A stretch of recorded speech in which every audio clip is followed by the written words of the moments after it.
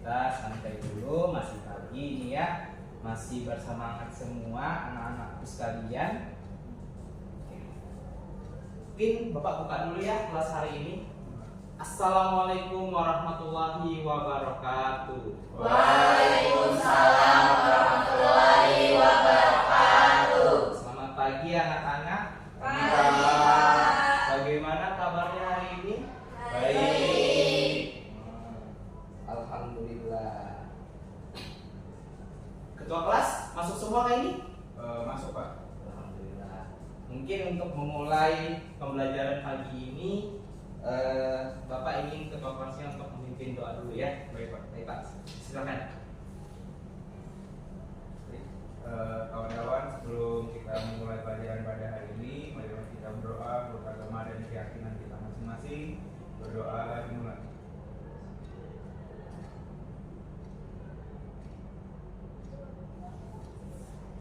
Doa selesai. Bagi yang belum bisa maju. Alhamdulillah. Ya, mari kita mulai pembelajaran pagi ini dengan apa ya? Kita main game dulu kali ya. Iya, Ya, baik Pak. sama Pak. Kalau Bapak bilang tepuk satu, kalian semua tepuk satu. Bapak bilang tepuk dua, kalian semua rar. Siap ya? Siap, Pak. Kalau Bapak bilang tepuk tiga, kita semua tepuk tangan untuk memeriahkan semangat pagi hari ini. Oh, Pak. Oke?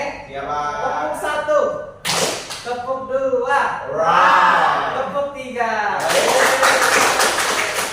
Terima kasih anak-anak sekalian. Wah, pagi ini sudah sangat baik, sudah sangat rapi ya. Bapak lihat tidak ada sampah, tidak ada yang bajunya terbuka ya. Mungkin Bapak setel dulu ini PPT-nya ya.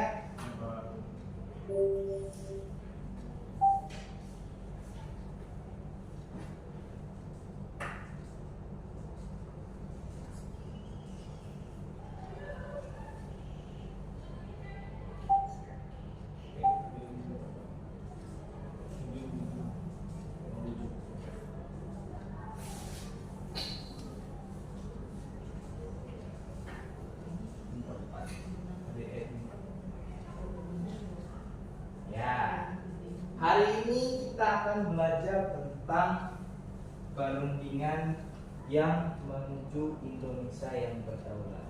Menurut anak-anakku sekalian, perundingan itu penting atau tidak? Penting, Pak. Kenapa, Nak Resti? Hah? Kenapa? Saya, Pak. Ya, Untuk memungkinkan sesuatu, Pak, biar mendapat keputusan yang bersama atau mufakat, Pak.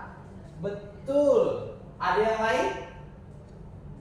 Atau ada yang berpendapat bahwa tidak sepakat Pak, karena perundingan itu hanya membuang-buang waktu? Ada? Ada yang lain? Ada? Betul kata Resti, perundingan itu penting karena itu adalah yang membuat kita bersepakat.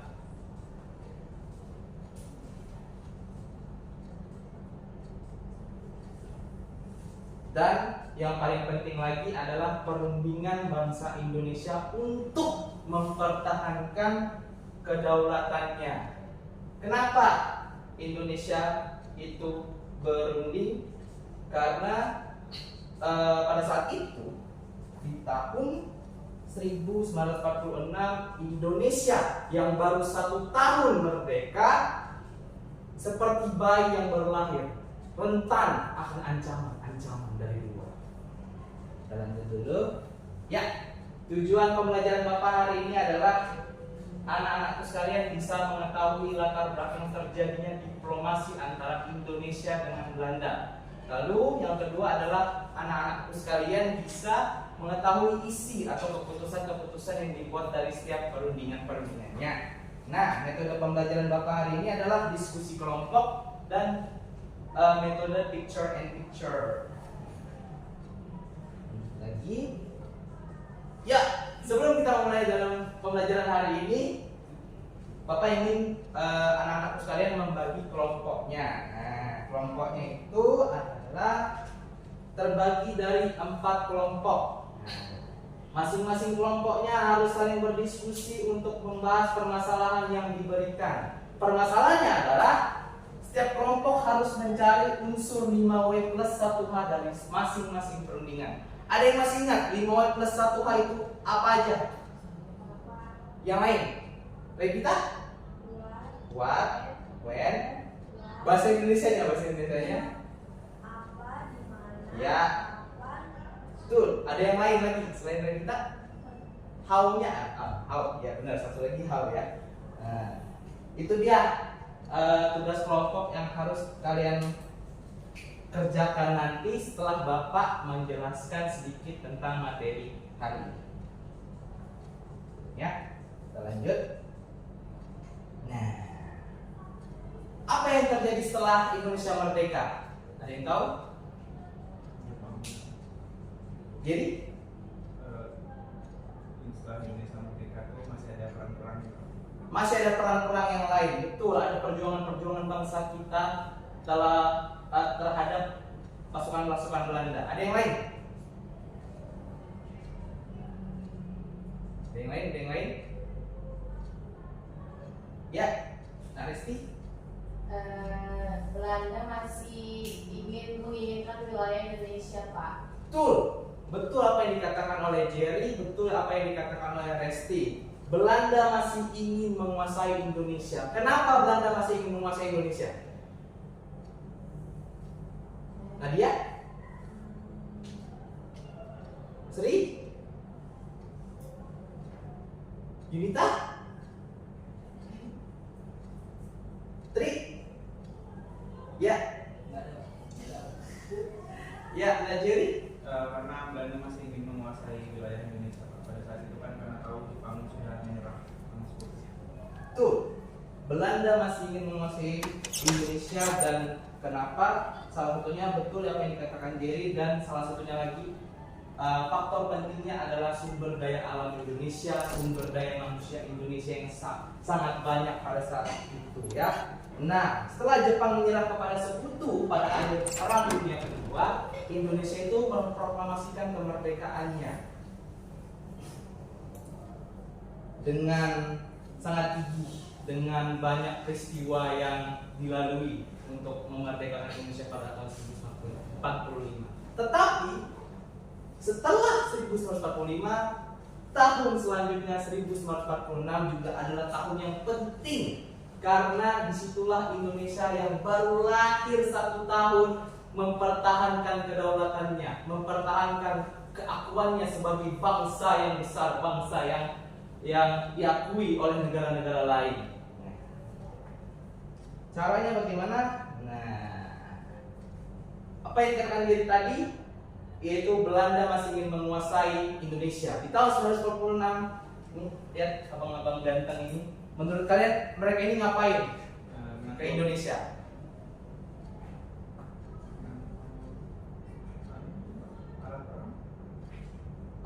Betul, tapi kurang spesifik. Mereka yang kesini untuk melucuti tentara-tentara Jepang yang kalah Perang Dunia Kedua. Karena saat Perang Dunia Kedua Jepang itu kalah kan. Nah, setelah kalah, mereka yang masih ada di daerah jajahannya harus dipulangkan ke daerah daerah tanah lahirnya sana, ke Jepang. Nah, untuk itulah pasukan-pasukan ini datang untuk mengambil senjatanya, untuk memulangkan dan lain sebagainya. Tetapi Belanda cerdik karena mereka yang ingin menguasai Indonesia dengan diikuti oleh tentara sekutu, muncullah pasukan ini. Pasukan Nika. Ada yang tahu Nika itu pasukan apa? Pasukannya Belanda, betul kata Jerry. Pasukan ini disiapkan untuk menguasai Hindia Belanda atau Indonesia yang sudah merdeka pada saat itu ketika Jepang menyerah kepada sekutu. Lanjut. Nah, di Indonesia mungkin banyak sekali tipe-tipe perjuangan. Ada perjuangan yang lewat organisasi-organisasi. Ada yang tahu organisasi-organisasi yang pernah ikut memperjuangkan kemerdekaan Indonesia? Berli? Budi Utomo. Budi Utomo, benar. Ada yang lain?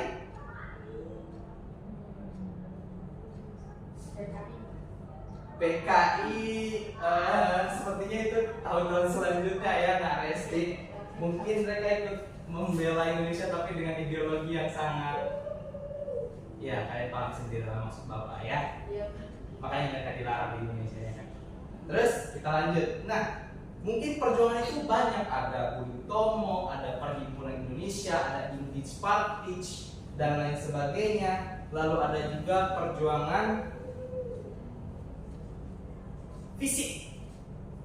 Ada tipe perjuangan yang sangat menonjol, yaitu perjuangan fisik dan perjuangan diplomasi. Nah, perjuangan fisik itu banyak sekali pertempuran yang terjadi, banyak sekali pertempuran yang sangat memorable. Salah satunya adalah Bandung Lautan Api. Jerry, Nadia, ada? Iya, tragedi yang di Surabaya. Pertempuran yang sangat-sangat dahsyat pada saat itu, pertempuran yang sangat ikonik hingga dijadikan sebuah tanggal yang sangat memorable, yaitu Hari Pahlawan anak-anakku sekalian. Hari di mana pejuang-pejuang Indonesia kita, pejuang-pejuang kita dahulu itu memperjuangkan kemerdekaannya dengan titik darah penghabisan. Ada pertempuran-pertempuran yang lainnya juga. Ada pertempuran Bandung Lautan Api, ada pertempuran 10 November, ada pertempuran Medan Area, ada pertempuran yang penting juga yaitu pertempuran 1 Maret atau serangan umum 1 Maret, di mana Jenderal Sudirman, kenal kan Jenderal Sudirman? Di mana? Kenal di mana? Kenal dari TV. Kenal di TV. Ya, mungkin beliau sudah tinggal tapi kita masih menghormati jasanya ya. Di mana beliau itu mengkomandoi pasukannya untuk menyerang ibu kota kita yang diserang oleh Belanda pada saat itu. Nah, ada yang lain nih? Siapa? Bung Tomo, benar. Dan ini ada yang tahu kisah apa ini?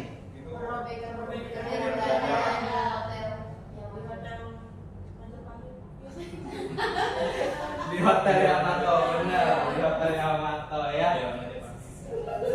Mungkin dulu namanya Majapahit. Nah, ini di Hotel Yamato di Surabaya, benar. Ini adalah sebuah contoh bahwa kegigihan kita untuk memperjuangkan kemerdekaan Indonesia yang kita rasakan hingga saat ini adalah dari perjuangan-perjuangan mereka hingga akhir hayat mereka. Tepuk tangan dulu untuk dan yang kedua yang paling menonjol adalah perjuangan diplomasi. Nah, perjuangan diplomasi itu apa? Ada yang tahu diplomasi itu artinya apa? Selain Jerry. Ya sudah Jerry. Perjuangan diplomasi itu perjuangan melalui rapat-rapat Pak supaya Indonesia itu cepat diakui. Betul, terima kasih Jerry atas jawabannya.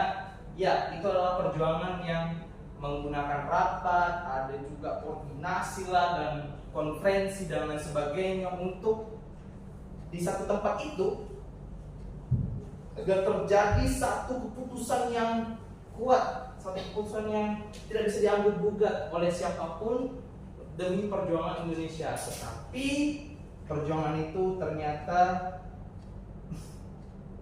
dirusak oleh kenaifan Belanda pada saat itu ya. Kita lanjut. Nah, untuk mengetahui lebih lanjut dari perjuangan diplomasi ini, hari itu Bapak membentuk suatu kelompok. Kelompok 1 kita mulai dari sana aja, dari sebelah kanan ya, kiri, kanan. Dari sebelah kanan itu kelompok Lingkar Jati. Kelompok 2 itu Romroyen, perjanjian Renville kita nantikan aja ya, langsung ke konferensi meja bundar aja untuk kelompok 3 ya. Sudah tahu kan tugasnya apa? Tahu. Apa? Ayo ulang. Mencari 5W1H dari perundingan. Ya, silahkan. Bapak beri waktu berapa menit? 5 Pak, 5 menit lah ya, cukup ya 5 menit. 5 menit dari sekarang. Silahkan. Anak-anak.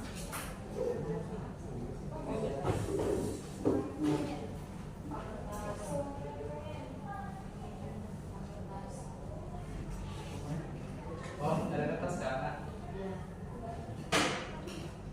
Ada sih. Bapak lebih suka notek sih, teknologi.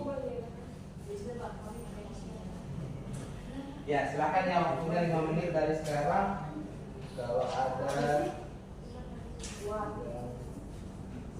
dibingungkan, silahkan ditanyakan kepada Bapak ya.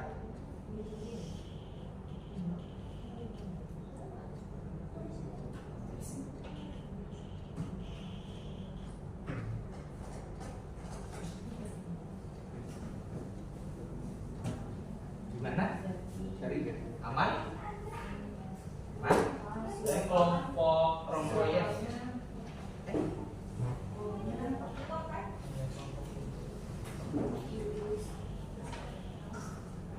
Gimana anak-anak? Aman? aman Pak, lagi nyala gitu. Silakan, silakan.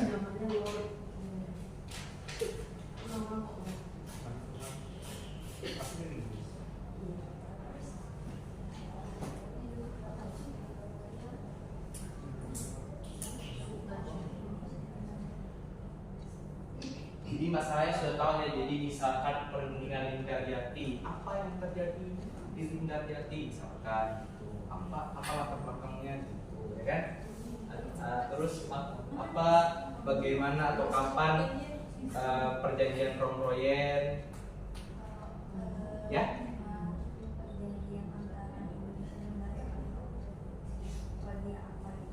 Oh ya, boleh siapkan saja. Ya, untuk kelompok konferensi media bunda.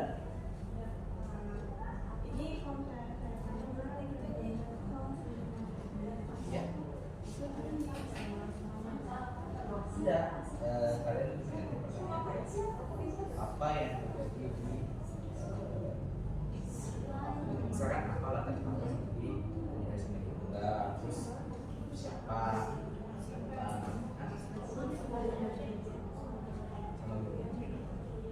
menit ya. Ya, anak-anak Bapak sudah. Nanti dipresentasikan ya.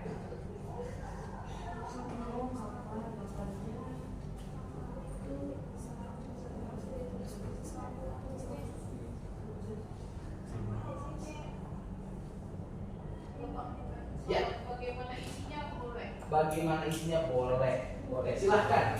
Itulah kehebatan Imawai plus 1. Kita mempertanyakan sesuai dengan unsur-unsurnya. Nah itu.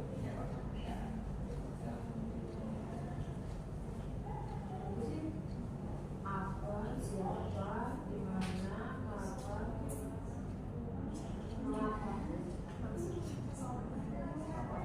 mengapa ada legenda? Apa, siapa, di mana? Bisa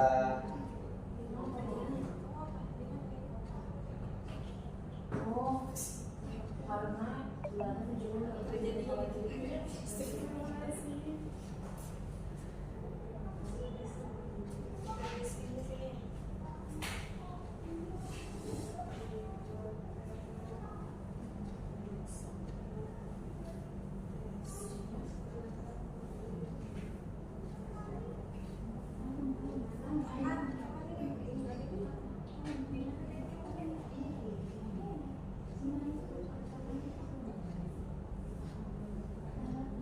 bisa 2 menit.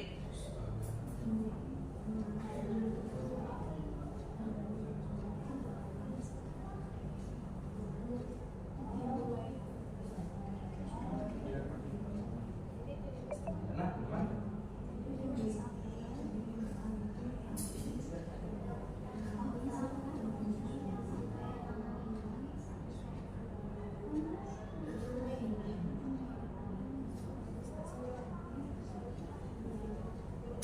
Jerry ngapain itu? Ini jatuh.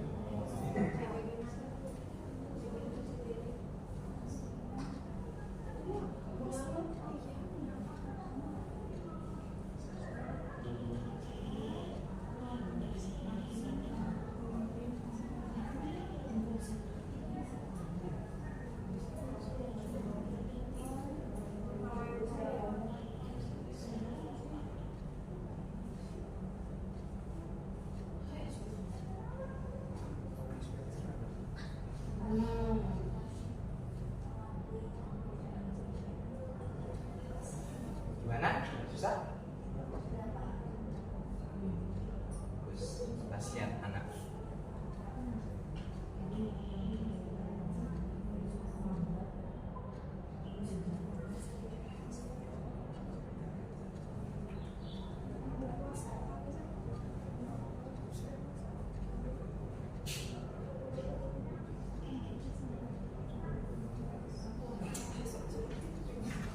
Anak, tolong tenang ya. Iya Pak.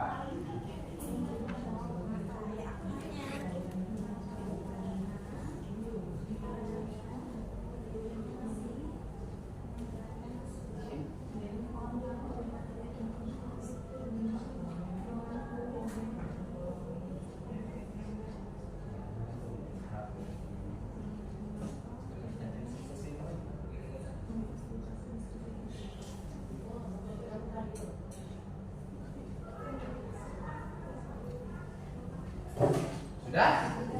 Kalau kamu bergerak apa aja namanya?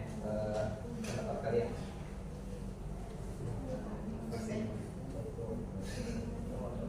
Pak, Ya, sebentar ya. Ya.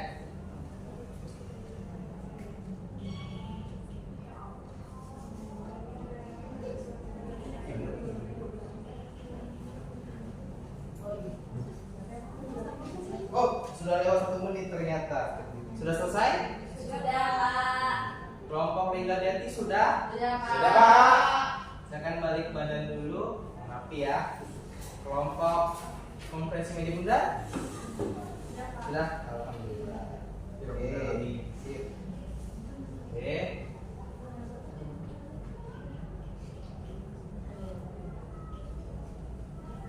Tepuk 1. Masih kurang fokus. Tepuk 1. Tepuk 2. Wow. Tepuk 3. Oke, satu kelompok. Silakan kelompok Lingkar Jati untuk mempresentasikan hasilnya.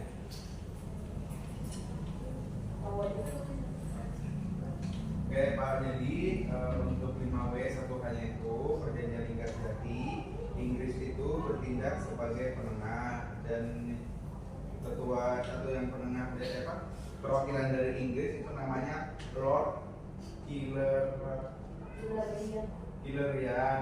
Kemudian kalau dari Indonesia itu Sultan Syahrir, Muhammad Rom sama Nur Susanto.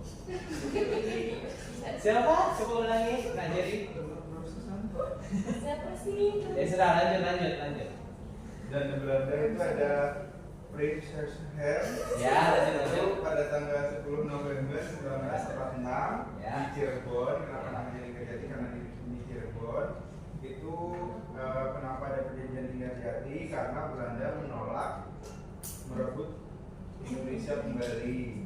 Ya, isinya itu ada Belanda, wilayah Indonesia itu Jawa, Madura, Sumatera. Belanda harus meninggalkan Indonesia itu 1 Januari 1949. Ya. Indonesia dan Belanda membentuk negara-negara serikat dan negara RIS. Yang terakhir, RIS dan Belanda akan membantu Indonesia dan Belanda. Ya. Tepuk tangan untuk Najeri. Terima kasih Najeri ya. Presentasinya bagus sekali. Oke. Kita lanjut ya. Bapak mau main game sebentar ya.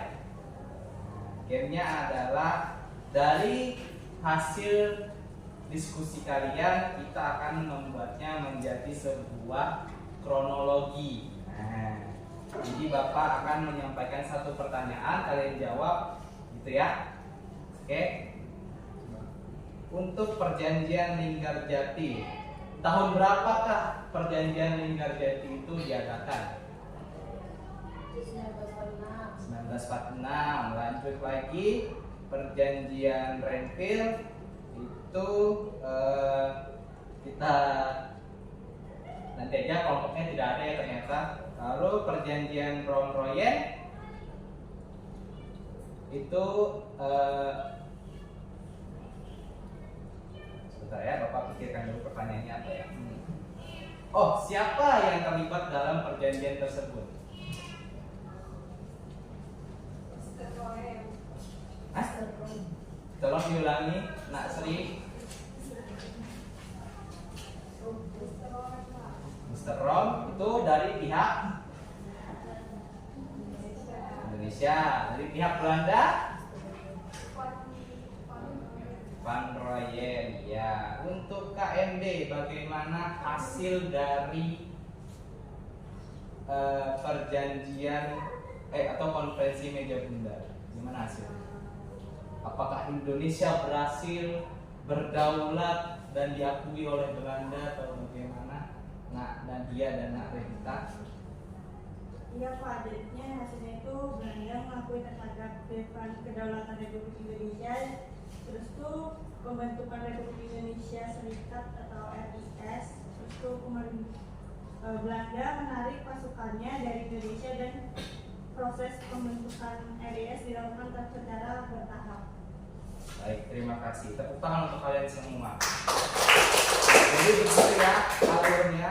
Jadi dari perjanjian Linggarjati turunlah agresi militer dan Belanda tidak mengakui adanya perjanjian itu, turun ke perjanjian Renville.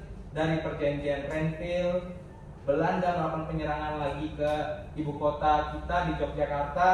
Lalu timbullah Rom-Royen. Dari Rom-Royen kita berhasil mendapatkan kesepakatan yang sangat legitimate atau sangat adil gitu, yaitu di konferensi meja bundar.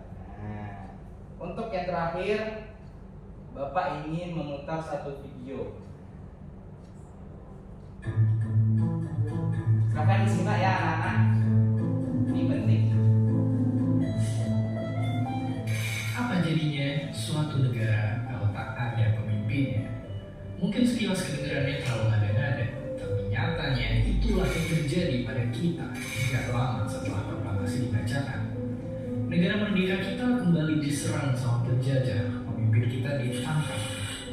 Tapi bukan menyerah, Republik ini, Indonesia, tetap bertahan di tangan seseorang yang pernah jadi orang nomor satu di negara kita, sekaligus pernah dicap sebagai pemberontak.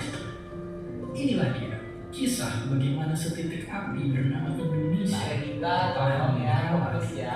Jangan badai. Jangan main HP terus, nanti saja main HP-nya. Inilah Indonesia pada masa itu, bukan seperti kita. Ini perjanjian Renville. Bagaimana tidak adilnya Belanda, lihat. Wilayah Belanda nih. Dari Papua, Kalimantan, terus Sulawesi. Kita di Kalimantan di 1946 begini kita masih jadi wilayah Belanda. Dan wilayah Indonesia hanya Sumatera dan Yogyakarta gitu, pakai Jawa Tengah. Nah sekarang, disepakati antara sang tuan rumah dan sang penjajah, dirundingkan bersama tiga negara dari Serikat Bangsa-Bangsa Dunia. Tapi kesepakatan ini pun tak bertahan lama. Dan di hari ketika tak seorang pun menduga, Belanda melancarkan perkara gila, serangan kejutan di Yogyakarta. Serangan kejutan ke Yogyakarta hingga akhirnya Bapak pendiri bangsa kita Bung Karno ditangkap karena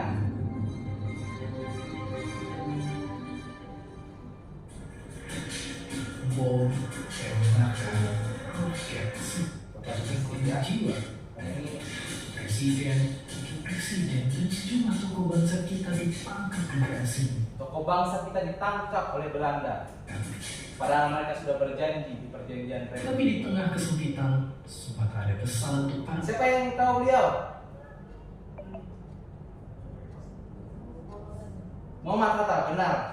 Terima kasih Rai. Ya, Muhammad Hatta, Jogja. wakil presiden kita. Nasib Indonesia diserahkan ke Sumatera di tangan Syafrud. Ternyata pemerintah kita walaupun sudah ditangkap, tetapi kita berhasil membuat Mereka belum sadar kalau jaringan komunikasi Jogja sudah dirusak. yaitu Mereka pemerintahan Trawaga Syafrud langsung berita tentang hancurnya ibu kota Yogyakarta langsung diperluas, dan tanpa mendengar pesan dari sang proklamator di Sumatera Barat, Syafrud langsung membahas langkah-langkah apa yang bisa mereka ambil. Ini adalah Mr. Safrudin Prawira Negara, salah satu tokoh atau presiden kita pada masa lalu di pemerintahan dan Dari inisiatif mereka langsung lahirlah pemerintah darurat Republik Orsak tentu kepada namun ibarat bidak dengan kabinetnya dia karena itu mereka perlu dan ujung dan berusaha dia dan akhirnya perjanjian Romroyen berhasil sebuah perjanjian di Jakarta. lalu dari perjanjian Romroyen turun ke konferensi meja pemindai. Kira-kira seperti itulah anak-anak ya. Di Indonesia Jadi jangan pernah lupakan tokoh bangsa kita, jangan pernah lupakan para pejuang-pejuang kita, karena atas berkat mereka lah kita bisa belajar di sini. Mungkin itu saja yang bisa Bapak sampaikan. Kurang lebihnya mohon maaf. Apabila ada pertanyaan mungkin minggu depan bisa disampaikan ya. Bapak mohon maaf bila ada salah. Assalamualaikum warahmatullahi wabarakatuh.